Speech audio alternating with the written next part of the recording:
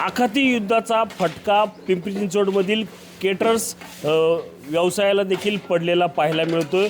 आपण पाहिलं तर पूजा असेल किंवा छोटे कार्यक्रम असतील ते या ठिकाणी रद्द झालेले आपल्याला एकूणच माहिती जी आहे ती समोर येते। आता आपण पाहू शकतो की पिंपरी चिंचवडमधील चिंचवड गावामधील हे सूर्या केटर्स आहे यांचे देखील काही ऑर्डर्स जे आहेत ते आता रद्द झालेल्या आपल्याला पाहायला मिळतात। याच संदर्भात बोलण्यासाठी आपल्यासोबत व्यवस्थापक आहेत। सर काय सांगाल, किती ऑर्डर्स होत्या, लग्नाच्या त्यामध्ये किती होत्या, पूजा किती होत्या आणि आत्ताची काय परिस्थिती? आत्ता तरी म्हणजे गॅस नसल्यामुळे बऱ्याच ऑर्डर कॅन्सल झाल्या आणि आता नवीन ऑर्डर घेणं पण बंद केलेलं आहे।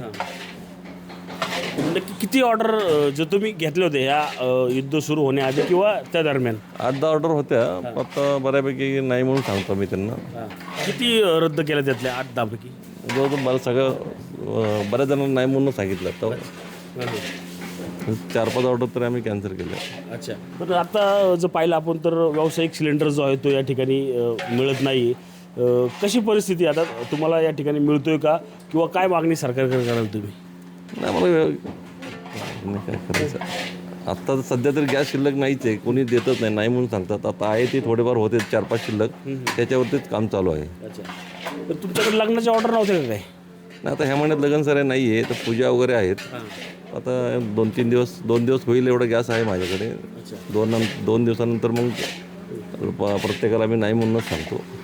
नक्कीच आपण पाहिलं तर लग्न सराई या महिन्यात कमी आहे, मात्र पूजा असतील किंवा छोटे मोठे कार्यक्रम असतील हे देखील आता सूर्या केटर्स या व्यवस्थापन कंपनीकडून जे आहे ते आता रद्द करण्यात आलेले आपल्याला एकूणच पाहायला मिळत आहे।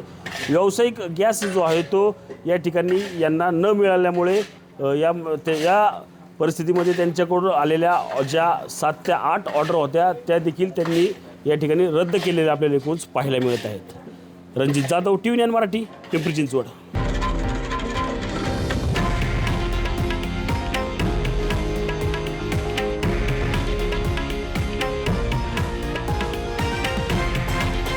हे आहे देशातील नंबर 1 न्यूज नेटवर्क आणि आपण पाहत आहात TV9 मराठी, एकमेव।